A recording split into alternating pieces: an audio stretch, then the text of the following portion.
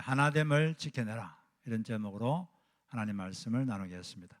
어떤 회사에 유능한 팀장이 있었다고 합니다. 이분은 아주 유능한 사람입니다. 그는 팀의 명확한 목표를 정했습니다. 그리고 각 팀원들이 할 일도 명확하게 말해 주었습니다. 그리고 언제까지 그 일을 완수해야 된다고 시간도 정해 주었습니다. 그리고 일정 관리를 철저하게 했습니다. 모든 일을 철저하게 한 거죠. 그런데 이 팀장은 팀원들이 자기에게 개인적인 사적인 이야기를 하지 못하게 했습니다. 사적인 이야기를 하려고 그러면 중단시키고, 자기도 하지 않고 하지 못하게 하고, 일을 철저하게 했기 때문에 1년 뒤에 아주 좋은 성과를 거두었어요. 탁월한 성과를 거두었습니다. 그까지는 좋은데 1년 뒤에 팀원들이 이런저런 이유를 대고 다 그 팀장을 떠났습니다. 그리고 하는 말이, 다시 조금이라도 더 이 팀장과는 일하기 싫다. 그러고 다 그 팀을 떠났다고 합니다. 이 팀장은 상당히 유능했지만 이 따뜻함이 없었기 때문에 이 지속하는 열매를 얻지를 못했죠. 상당히 단기간은 성과를 냈는데 지속하지를 못했습니다. 왜냐하면 실력은 좋았는데 관계가 바탕이 안 되니까 지속이 안 된 거죠. 인생이란 건 100m 달리기가 아닙니다. 마라톤이죠. 인생이란 건 같이 가야 되는 거예요. 같이 오래 가려면 관계가 받쳐줘야지 오래 갈 줄로 믿습니다. 특히 교회는 더 그래요. 회사도 마찬가지예요. 교회는 더 그렇습니다. 이 사회학적으로 사회를 두 가지로 나누죠. 공동사회와 이익사회. 1차 사회, 2차 사회 이렇게 나누기도 하는데, 공동사회는 정서적 유대감을 바탕으로 모인 것입니다. 그 모인 목적이 어떤 정서적 유대, 사랑 이런 게 목적인 것이고, 이익사회는 목적이 이익을 창출하는 거예요. 최고의 이익을 만드는 것, 그게 목적입니다. 특정 목적을 위해서 모인 것이 이익사회죠. 이익사회의 대표적인 것이 회사입니다. 회사는 사람들이 왜 회사에 가죠? 돈 벌려고. 그 최고의 더 많은 이익을 얻기 위해서 회사라는 조직이 된 거죠. 그런데 교회라고 하는 것은 이익을 얻으려고 교회가 모여 있는 게 아닙니다. 교회라는 것은 공동사회에 가깝죠. 1차 사회. 하나님의 사랑을 깨닫기 위해서 모였고, 하나님의 사랑을 깨달은 사람들이 모여서 하나님의 사랑으로 같이 사랑하기 위해서 모였습니다. 그리고 이 사랑을 아직 모르는 사람들에게 전하기 위해서 모인 것이죠. 그렇기 때문에 이 교회라는 것은 이 사랑의 관계가 참 중요합니다. 사랑의 관계가 참 중요해요. 이 관계가 없으면 와르르 무너집니다. 여러분, 회사는 상사가 보기 싫어도 갑니다. 왜 가죠? 돈을 벌어야 되니까, 먹고 살아야 되니까. 그런데 교회는 그렇지 않아요. 여러분 속에 만약에 교회 왔는데 너무 보기 싫은 사람이 있다. 그러면 어떻게 하겠어요? 물론 아주 여러분들은 성숙하시니까 그래도 용서하고 오시겠지만, 그러나 보통 그렇지 않습니다. 오기가 힘들어요. 그런데 만약에 제가 매주일 한 주에 예배 드리시면 한 주에 1,000불씩 드리겠습니다. 그러면 힘든 사람이 있어도 오겠죠. 그러나 교회는 그런 게 아니죠. 그렇기 때문에 교회는 이 사랑의 관계가 참으로 중요한 것이에요. 회사는 최고의 결과를 내는 게 목적입니다. 이 결과를 못 내면 다 해고시켜버려요. 미국 회사는 무섭더라고요. 제 아들 회사 보니까 그 매니저가 평가를 하고 평가에 안 좋으면 바로 다음날 잘라버려요. 노티스도 안 줍니다. 그 사람 사정이 어떤지 봐주지도 않아요. 그냥 바로 잘라버려요. 교회란 것은 과정을 아름답게 만드는 곳입니다. 과정을 아름답게 만들면서 좋은 결과를 추구하는 것. 물론 회사도 관계를 중요하죠. 그러나 그것보다는 결과가 중요합니다. 그러나 교회는 이 관계가 무너져 버리면 다 무너져 버려요. 그렇기 때문에 교회는 화목한 관계, 오늘 여기 말씀에는 평화에 매는 줄, 이것이 끊어지지 않게 유지해야 됩니다. 그 하나됨 가운데서 우리가 복음을 더 전하고 더 좋은 결과를 얻기 위해서 하는 것이 교회인 줄로 믿습니다. 교회란 것은 과정을 아름답게 만드는 곳입니다. 과정을 아름답게 만드는 것은 뭐냐면은 하나됨을 지키면서 사역을 하는 것을 말하는 것입니다. 그러기 위해서 하나됨을 지키기 위해서 과정을 아름답게 만들기 위해서 필요한 게 뭐냐? 그게 오늘 이 에베소서 4장 2절 3절에 나와 있습니다. 이 에베소서 4장 2절에 있는 이 말씀은 예수님의 성품을 말해요. 겸손하고 모든 겸손과 온유하고 또 오래 참음으로 서로 용납하고 그럴 때 이미 하나 된 것을 너희들이 지킬 수 있다. 이 성품이 누구의 성품입니까? 예수 그리스도의 성품입니다. 우리가 예수 그리스도의 성품을 가지려고 노력할 때 우리는 이 화목의 끈으로 묶어질 것이고 그 가운데 하나 되어서 복음 전파를 위해서 더 열심히 애쓸 수 있다고 믿습니다. 악령은 여럿이지만 성령님은 한 분입니다. 그 똑같은 분이 예수 믿는 사람에게 다 들어와 계십니다. 그렇기 때문에 같은 분이 계시기 때문에 우리는 본질적으로 다 비슷한 마음을 가지고 비슷한 목적, 비슷한 사랑 그런 걸 다 갖고 있어요. 그리고 우리는 같은 주님을 섬깁니다. 주님이 두 분입니까? 한 분이 똑같은 분이에요. 그리고 믿는 것도 똑같아요. 믿는 것도 똑같죠. 예수를 믿습니다. 그리고 이 믿음을 내적 믿음을 표현하는 침례도 똑같이 받습니다. 그리고 교회는 예수님의 몸인데 예수님 몸이 두 개입니까? 하나예요. 하나님도 한 분이십니다. 하나님은 만유의 아버지란 것은 모든 것의 근원인데 모든 것의 근원 되신 분이 하나님이시죠. 이분은 모든 만물 위에 계시고 위에서 초월적으로 계셔서 통치하시고 그 만물을 꿰뚫고 계시고 그리고 그 안에 계시는 분이시죠. 이런 모든 하나님도 한 분이기 때문에 우리 예수 믿는 사람들은 이미 하나입니다. 이 하나를 우리 지키기만 하면 되는 것이죠. 지난주에는 우리가 하나됨을 지키기 위해서 중요한 게 겸손과 온유가 이 하나됨의 기초라고 말했습니다. 겸손이 뭡니까? 겸손이라는 것은 남을 존중하고 자기를 내세우지 않는 태도, 이것이 겸손입니다. 겸손한 사람에게는 타인을 존중하는 마음이 마음바탕이 쫙 깔려 있어요. 그 기본 자세가 그냥 타인에 대한 존중, 이게 쫙 깔려 있습니다. 그렇기 때문에 다른 사람을 존중합니다. 다른 사람의 감정을 존중하고 다른 사람의 존재를 존중하고 다른 사람의 생각을 존중하고 다른 사람의 의견을 존중하고 모든 걸 다 존중하죠. 그 존중하기 때문에 겸손한 사람에게 없는 것이 두 가지 있다고 말씀드렸습니다. 겸손한 사람이 없는 게 두 가지가 뭡니까? 없는 자세 두 가지가, 첫째는 나는 괜찮은데 당신이 문제다, 이런 자세가 없습니다. 왜냐하면 이 겸손한 사람은 십자가를 통해서 자신이 얼마나 문제가 많은 큰 죄인인지 깨달았기 때문에 그렇습니다. 두 번째 없는 자세는 나는 옳고 당신은 틀렸다, 이런 자세가 없습니다. 왜냐하면 겸손이란 타인을 존중하기 때문에 다른 사람은 다른 시각을 가지고 있고 다른 입장이 있기 때문에 똑같은 것도 다르게 볼 수 있구나. 그렇기 때문에 다른 사람의 입장, 다른 사람의 시각, 다른 사람의 생각, 의견을 존중하기 때문에 나는 옳고 당신은 틀렸다, 이런 생각을 하지 않습니다. 본질적인 진리는 맞다, 그러다, 이게 확실하지만 우리가 보통 일상을 살면서 말하는 것은 다 방법적인 거예요. 방법적인 것은 이것도 맞고 저것도 맞고 통합적인 것입니다. 대립적으로 보이는 것이 사실은 상호 보완적인 것이라고 말씀드렸습니다. 그리고 우리는 방법적인 것을 서로 할 때는 통합해야 돼요. 너의 생각과 나의 생각을 통합해서 더 좋은 것을 만들어가는, 이것이 올바른 자세인 줄로 믿습니다. 그리고 겸손과 함께 오늘 보니까 온유가 필요하다. 온유는 뭐냐면 이 속마음이 부드럽고 상냥하다, 그런 뜻이에요. 상냥하다는 kind, 친절하다는 뜻이죠.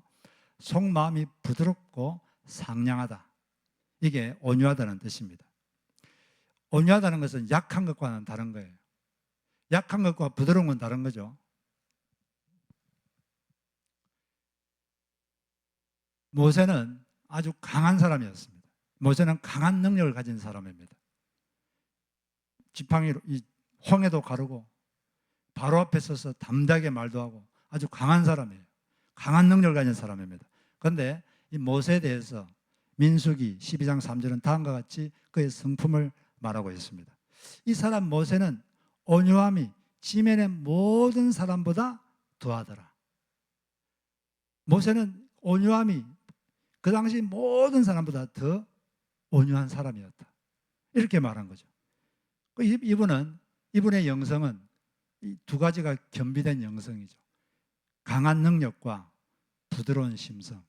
이 두 가지가 겸비된 그런 영성을 가지고 하나님의 일을 했던 사람입니다.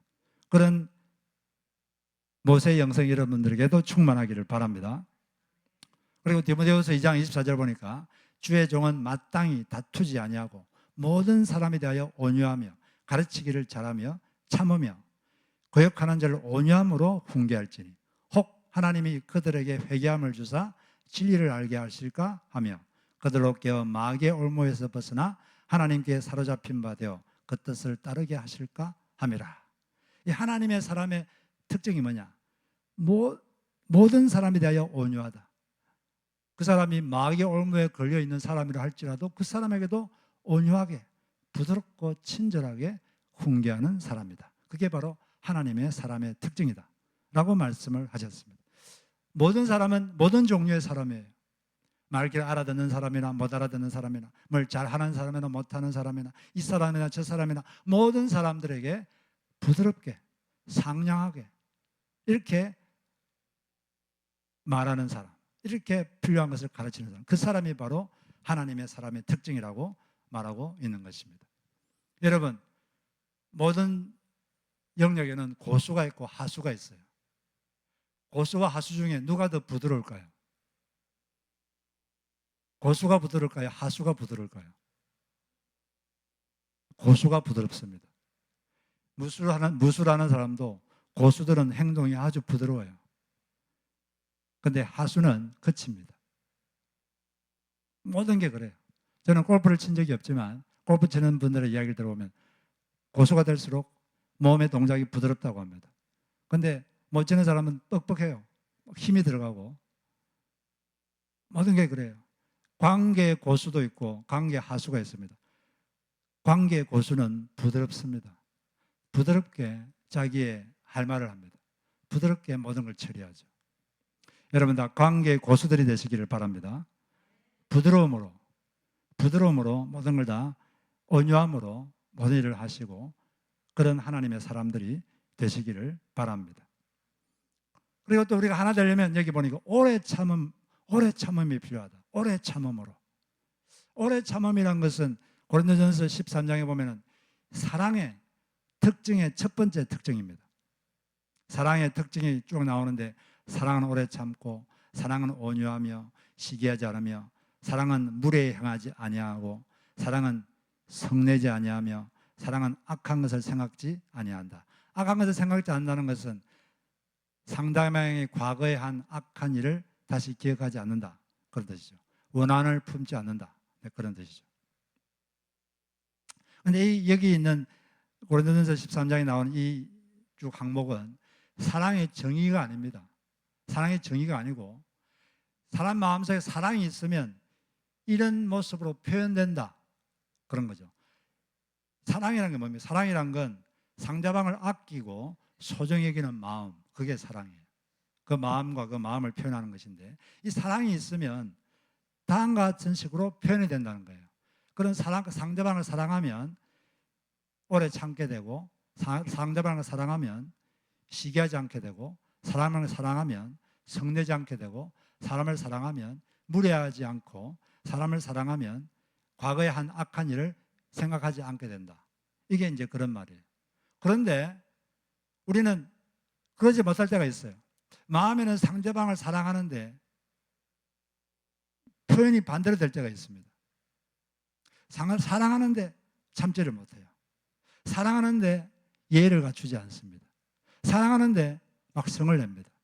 사랑하는데 과거에 한 나쁜 일을 자꾸 생각하고 자꾸 되뇌이고, 이러니까 상대방은 이 사람이 나를 사랑하는지 사랑하지 않는지 알 수가 없어요. 마음이 이게 표현이 안 되니까. 왜 그럴까요? 사랑이 기술이 없어서 그래요. 그러려면 뭘 해야 될까요? 사랑의 기술을 익혀야 됩니다. 그럼 돌팔이 여사들은 사람을 죽이고 싶어서 죽일까요? 네? 나는 고치기 싫어. 이 사람 고치기 싫어. 그래서 죽일까요? 네, 너무 고치고 싶어요. 너무 살리고 싶어요. 그런데 기술이 없어요. 의료 기술이 없어. 그러니까 죽여버리는 거죠. 우리도 마음에 사랑이 있다면 이 사랑을 표현하는 기술을 익히고 연습해야 합니다. 그게 안 되면 이 사랑은 표현이 안 됩니다. 어떤 아주 한국에서 잘 알려진 목사님이 계셨는데, 이 목사님은 아내를 많이 사랑하는 아주 애처가입니다. 평소에 아주 금술이 좋은 분인데, 그런데 이분이 암에 걸렸어요.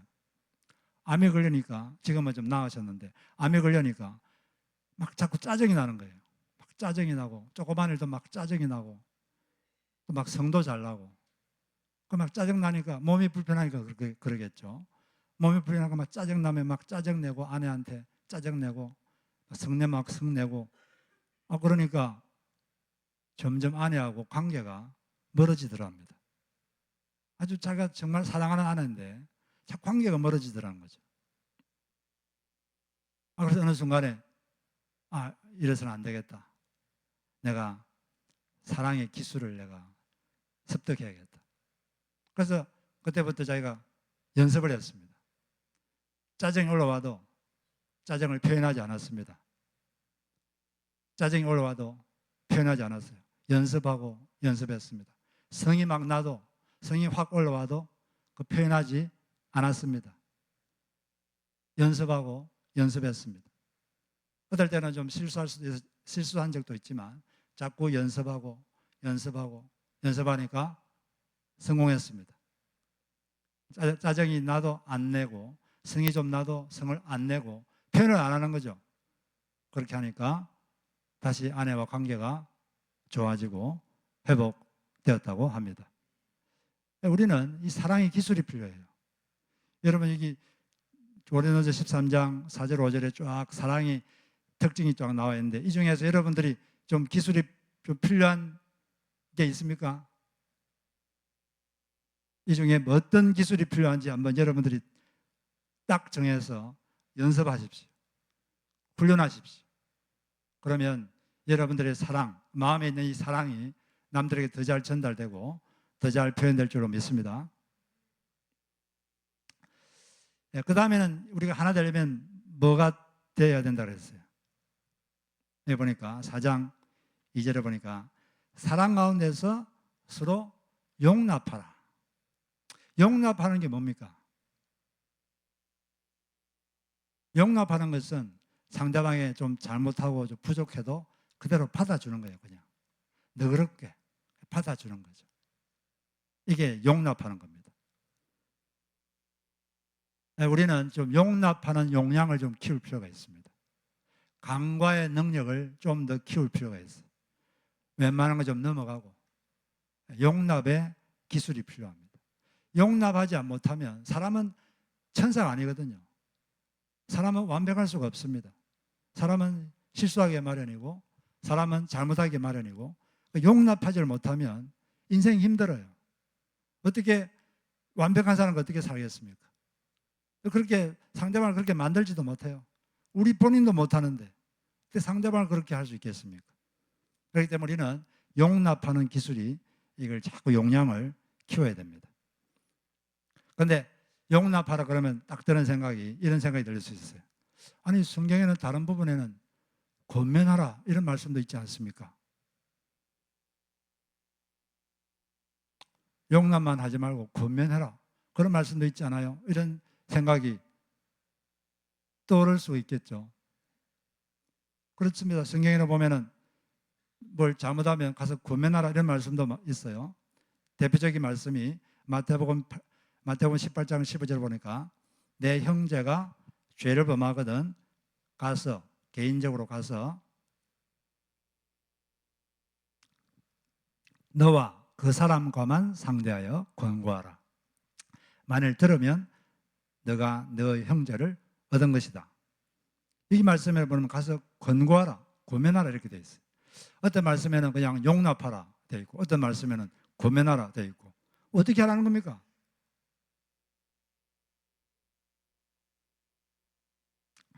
이 둘의 균형이 필요한 거죠. 용납할 때가 있고 또 고면할 때가 있고 이 분별이 필요합니다. 상대방이 막 잘못하고 그러는데도 계속 용납만 해주면 상대방은 성장할 수 있는 기회가 없을 것입니다. 그런데 그렇다고 해서 용납하고 용서하지는 않고 계속 상대방을 지적하고 그러면 상대방 공격받는다고 생각하고 관계가 나빠지고 이게 의도가 잘 먹히지 않는 경우가 생길 수가 있습니다. 어떻게 하면 될까요?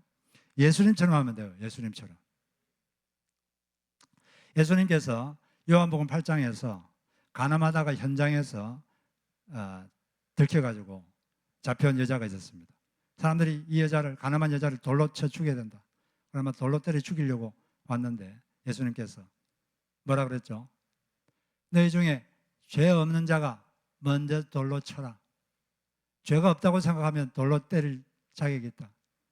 그러니까 사람들이 다 양심의 가책을 받고 다 그냥 하나하나 다 물러갔어요. 사람들이 다 떠나가고 나니까 그때 예수님께서 10절, 11절에서 다음과 같이 말했어요. 그 여자에게. 예수께서 일어나서 여자 외에 아무것도 없는 것을 보시고 이러시되 여자여 너를 고발하던 그들이 어디 있느냐? 너를 정죄한 자가 없느냐? 대답하되 주여 없나이다. 그런 다음에 예수님께서 어떤 말씀하셨는데 이 말씀이 중요합니다. 예수님이 이렇게 말씀하셨어요. 나도 너를 정죄하지 아니하노니 가서 다시는 죄를 범하지 말라. 여기 보면 먼저 하실 말씀이 나도 너를 정죄하지 않는다. 이 말씀은 용납한다는 말이에요. 내가 너를 용서한다. 내가 너를 용서하고 용납한다. 내가 너를 사랑한다. 너의 존재를 내가 그냥 받아들인다. 이 말씀 앞부분은 용서와 용납의 말씀입니다. 사랑의 말씀이죠. 예수는 먼저 그 여인을 받아주었습니다. 그 여인의 그 존재를 사랑해 주었습니다. 받아주고 용납해 주었습니다. 그런 다음에 그 여인에게 다음과 같이 말했죠. 다시는 죄를 범하지 말라. 이건 권면하는 거죠. 먼저 용서하고 용납하시고 사랑하신 다음에 그 다음에 권면을 하신 거죠. 이게 순서입니다. 앞부분은 은혜고 뒷부분은 진리죠. 예수님은 은혜와 진리가 둘 다 충만했던 그런 분입니다.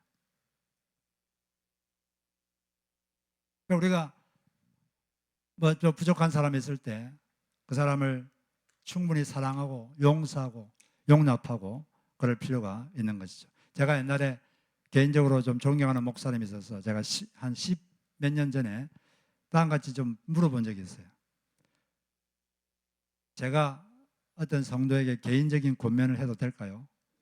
그러니까 그분이 하시는 말씀이 이렇게 말을 했습니다. 그 성도님을 위해서 기도했을 때 눈물이 나오면 권면할 자격은 있습니다.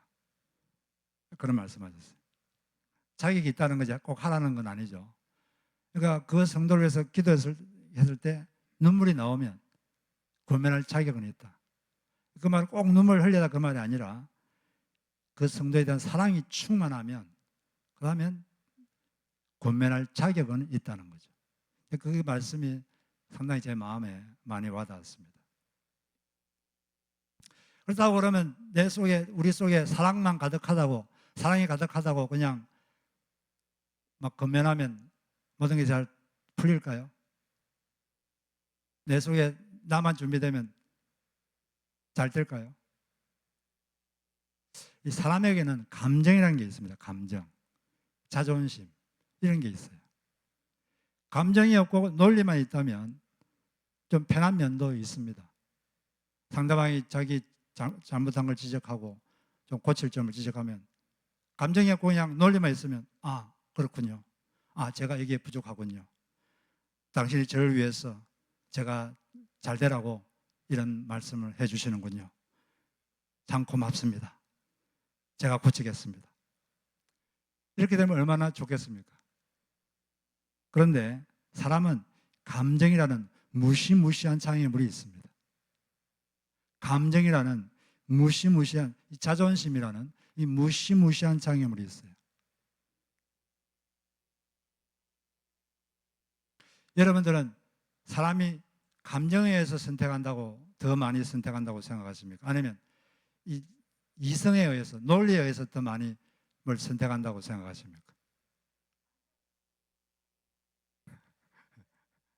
물론 사람마다 다를 겁니다. 그런데 일반적으로 말하면 감정에 의해서 더 많이 선택합니다. 논리는 알겠는데 감정이 안 따라가요. 이게 대부분의 사람들의 특징입니다. 특히 한국 사람들은 좀 감성적인 면이 강해서 더 좀 심한 것 같아요. 특히 사람이란 건 자기 잘못을 지적받으면 감정이 확 올라옵니다. 나이가 들수록 그런 건 좀 심한 것 같아요. 그래서 이 문제는 참 쉽지 않습니다. 제가 옛날에 착한 사람이 성공하기 힘든 이유라는 책이 있었어요. 책 제목도 이상한데 그 책을 제가 대충 읽어봤는데 왜 착하기만 한 사람이 왜 성공하기 힘든가? 그 이유 중에 하나가 뭐냐? 착한 사람들은 상대방이 잘 되기를 바랍니다. 그래서 충고를 자꾸 한대요. 충고를. 잘 되기를 바라니까 자꾸 충고를 한답니다. 그런데 원하지도 않는데 충고받기를 좋아하는 사람이 있습니까? 아무도 없습니다. 충고하면 싫어요. 다 기분 나빠하고 자꾸 충고하는 사람을 멀리합니다. 멀리하고 싶어요. 자꾸 자기를 가르치려고 하는 사람을 누가 좋아합니까? 다 싫어하지. 그러니까 이 사람은 좋은 마음으로 했는데 사람들이 다 그냥 그 사람을 멀리하는 거죠. 그러니까 주변에 사람이 없으니까 뭐 일이 잘 되겠습니까? 상당히 일리가 있다고 제가 생각이 되었습니다. 이게 분별이 필요한 거죠. 권면할 것인가, 용납하고 그냥 침묵할 것인가. 이 분별력이 필요해요. 이 성령님의 인도가 필요합니다. 이게 쉽지가 않습니다. 케이스 바이 케이스. 쉽지가 않아요. 그래서 이게 쉽지 않기 때문에 나인 홀더 니브라는 신학자는 다음과 같은 기도를 했는데 유명한 기도죠. 한번 잘 들어보세요. 하나님, 제가 바꿀 수 없는 것을 받아들이는 평안을 주시고 바꿀 수 있는 것을 바꿀 수 있는 용기를 주옵소서. 그리고 이 둘을 분별할 수 있는 지혜를 주옵소서. 바꿀 수 없는 것은 그냥 받아들이는 평안. 바꿀 수 없는 건, 바꿀 수 있는 건 바꾸는 용기. 네, 그리고 이 둘을 분별하는 지혜를 달라고 이렇게 기도했는데, 네, 참 좋은 기도입니다. 그런데 사람은 이 성격과 기질에 따라서 이런 문제가 생겼을 때, 이 성격에 따라서 어떤 사람은 권면하는 쪽으로 끌리는 사람이 있고, 어떤 사람은 그냥 받아주자, 그냥 용납하자 이런 쪽으로 끌리는 사람이 있어요. 이건 타고나기를 그렇게 타고납니다. 그 MBTI 성격 중에 JP 이런 성격이 있죠. JP 이런 성격이 있는데 이 성격은 뭐 꼭 하나만 있는 게 아니라 섞여 있는 거죠. 섞여 있는데 정도의 차이가 좀 다를 뿐이죠. J라는 성격은 저지멘탈. J라는 성격은 이 주변 사람과 주변 상황을 자신이 갖고 있는 기준 그리고 계획으로 통제하려는 성향을 갖고 있는 사람을 말합니다. 통제하려는 성향이 강해요. 자기가 갖고 있는 기준으로 다른 사람을 통제하려고 합니다. 그리고 자기의 계획으로 미래와 또 상황을 통제하려는 그런 성향이 강한 사람을 J라고 합니다. 사람을 볼 때도 다 자기 기준이 있어요. 그리고 기준을 가지고 그 사람을 평가합니다. 그리고 그 기준에 안 맞으면 좀 정죄하는 마음이 생기고 그 기준에 상대방을 맞추려고 그러죠. 그러니까 좀 통제 성향이 강한 그런 특징이 J인 성격입니다. 그리고 일이나 또는 어떤 계획, 미래에 대해서도 자기 계획이 있어요. 그 계획을 철저히 세우죠. 그 계획을 체계적으로 이렇게 하나씩 하나씩 행하는 것을 편하게 생각합니다.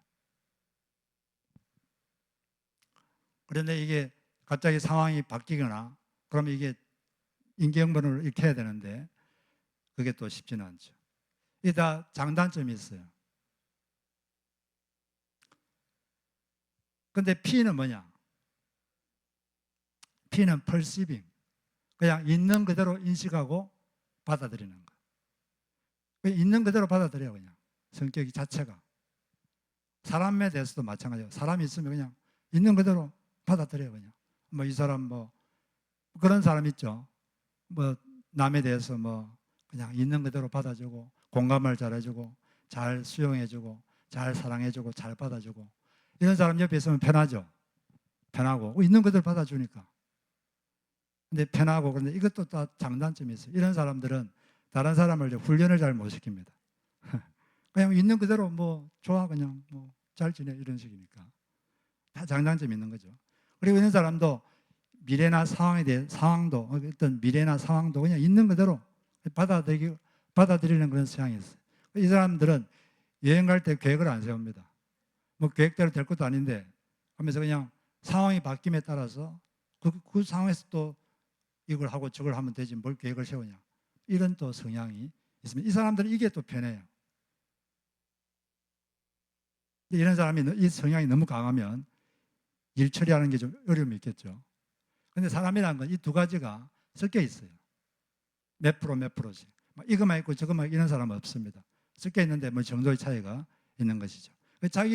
여러분 성격을 파악할 필요가 있어요. 내가 어떤 성격인가.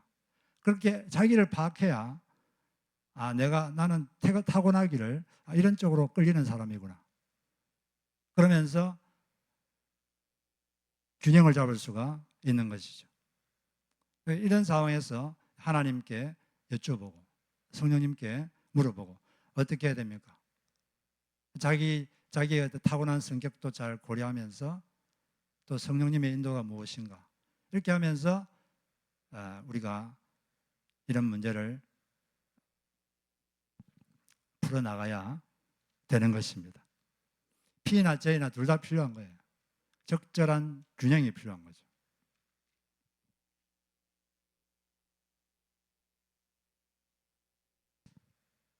오늘 좀 강의 같은 느낌이 드네요.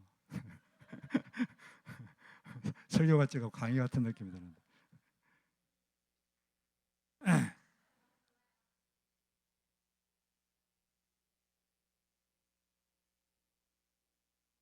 성령님은 모든 걸 다 케이스 바이 케이스로 합니다. 그래서 여러분들도 뭐든 있으면 항상 성령님의 인도가 필요해요. 항상 성령님의 인도를 따라서 이렇게 할 것인가 저렇게 할 것인가 여러분들이 결정을 하는 게 필요한 것입니다. 만약 여러분들이 성령님의 인도, 만약에 이 권면을 하기로 만약에 정했다. 그러면 권면해야 될 때 조심해야 될 게 세 가지가 있습니다. 첫째, 과연 상대방과 내가 그럴 만한 관계가 되는가? 그걸 생각해 봐야 돼요. 관계가 중요합니다. 관계가 되면 잘 받아들입니다.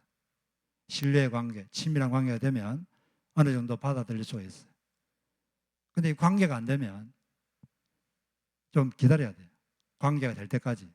관계를 좀 더 쌓아야 됩니다. 좀 더 친밀한 관계, 좀 더 신뢰한 관계를 쌓은 다음에 해야지. 안 그러면 후유증이 아주 큽니다.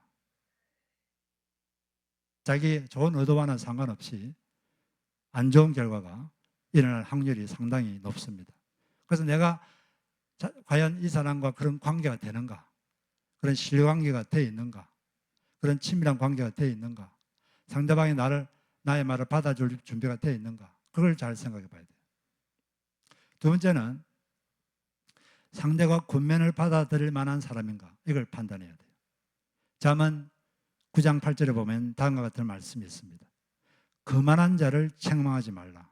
그가 너를 미워할까 두려우니라. 지혜 있는 자를 책망하라. 그가 너를 사랑하리라. 똑같은 책망을 했는데 한 사람은 책망한 사람을 미워하고 한 사람은 사랑합니다. 차이가 뭐죠? 그 사람이 어떤 사람인가? 그 사람이 거만한 사람인가? 지혜로운 사람인가?에 따라서 완전히 달라요. 그 여러분들이 상대방이 어떤 사람인지 알아야 돼요. 이 사람이 과연 이걸 받아들일 만한 사람인가 아닌가, 그 지혜가 필요합니다. If it work, do it. But if it doesn't work, don't do it. 그게 먹힐 것 같으면 하고 안 먹힐 것 같으면 안 하는 게 지혜인 줄로 믿습니다. 세 번째, 친절한 언어를 사용하라. 언어가 친절해야 돼요. 먼저는 상대방의 사정을 잘 들어봐야 됩니다. 우리는 상대방의 사정을 모를 때가 많아요. 모르고 그냥 혼자 추측으로 판단할 때가 있습니다. 그렇기 때문에 잠언 18장 13절에 보면 사연을 듣기 전에 대답하는 자는 미련하여 욕을 당하느니라. 잘 경청하면 상대방의 사정을 알게 되고 사정을 알면 이해가 됩니다. 그리고 불필요한 감정 낭비를 안 해도 되는 거죠. 먼저 사정을 잘 들어봐야 돼요. 내가 모르는 어떤 사정이 있는가? 그걸 잘 들어봐야 됩니다. 이 단계가 반드시 필요합니다. 그 다음 두 번째, 상대방의 잘못을 드러내기보다 그냥 원하는 것을 부탁하라. 사람은 다 자기 잘못이 드러나는 걸 감정적으로 힘들어합니다. 그래서 왜 이렇게 했어? 왜 저렇게 했어? 이런 것보다 이걸 해주셨으면 좋겠습니다. 이걸 이렇게 하면 좋겠습니다. 자기가 원하는 걸 말하면 돼요. 자기가 원하는 거. 그걸 말하면 다 알아듣습니다. 아, 이걸 원하는구나. 내가 이렇게 해야겠구나. 당신 왜 그래요? 이런 것보다 앞으로는 이렇게 했으면 좋겠습니다. 이렇게 해주시면 어떨까요? 이렇게 자기가 원하는 욕구를 말하세요, 여러분. 제가 자주 말하죠. 제가 한 10번을 말한 것 같은데 비난하지 말고 뭐하라고요? 부탁하라. 부탁. 여러분이 원하는 거. 그걸 그냥 부탁하세요, 그냥. 그러면 좀 감정을 부드럽게 하면서 자신의 의사를 전달할 수가 있는 것입니다. 사람은 이성보다는 감정적인 존재입니다. 그걸 여러분 꼭 기억하셔야 됩니다.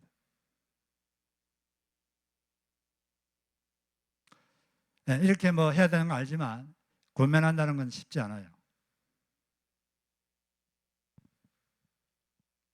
그래서 제가 옛날에 하영조 목사님 이야기를 들은 적이 있는데 이분이 강의하는 걸 제가 들은 적이 있는데 이분이 이런 말씀을 하시는 게 마음에 많이 남아있는데 그분은 자기 주변 사람에게 직접 지적하거나 권면하는 걸 안 한다고 합니다. 대신에 다음과 같이 기도한다고 하셨어요. 주님, 저 사람에게 주님이 직접 말씀해 주세요. 큐티 시간에 직접 말씀하시든지 예배 시간에 말씀해 주시든지 다른 사람과의 대화 중에 말씀하시든지 주님이 직접 말씀해 주십시오. 이렇게 기도를 한다고 하는 이야기도 들었습니다. 이것도 뭐 좋은 방법일 수 있겠죠. 그러나 기본적으로 오늘 말씀에는 하나 되려면 사랑 가운데서 용납하는 것이 필요하다. 뭐 성령님의 인도가 있다면 고면할 때도 하는 것도 필요하겠지만 우리는 일단 용납하는 용량을 키워야 됩니다. 남을 바꾸는 것은 참 어렵습니다. 여러분도 여러분 자신을 바꾸는 게 쉬워요? 쉽지가 않습니다. 바꾸려다가 다툼이 일어납니다. 부부 사이에 그런 일이 제일 많습니다. 부부 사이에 서로 바꾸려고 하지 않고 그냥 받아들이자 그 다음부터 부부 사이가 좋아졌다. 그런 부부 이야기를 저는 참 많이 들었습니다. 그렇기 때문에 우리는 일단 용납의 용량을 키워야 합니다. 간과하는 능력을 좀 더 키워야 돼요. 더 좋은 사람을 만나야 행복해지는 게 아니라 적응 능력을 더 키우면 더 잘 적응하면 행복이 더 빨리 옵니다. 그래서 오늘 이 말씀처럼 겸손하고 온유한 예수 그리스도의 성품을 바탕으로 해서 오래 참으시고 여러분 사랑의 기술을 터득하십시오. 여러분 사랑의 마음을 이렇게 표현할 수 있는 기술을 하나 마련해서 터득하시고 그리고 용납의 용량을 키워서 더욱더 하나 되시기를 바랍니다. 그럼 하나 된 가운데 우리가 복음을 위해서 열심히 복음을 전하고 또 서로 사랑하고 주님을 위해 일하는 우리 모두가 되시기를 주의 이름으로 축복합니다.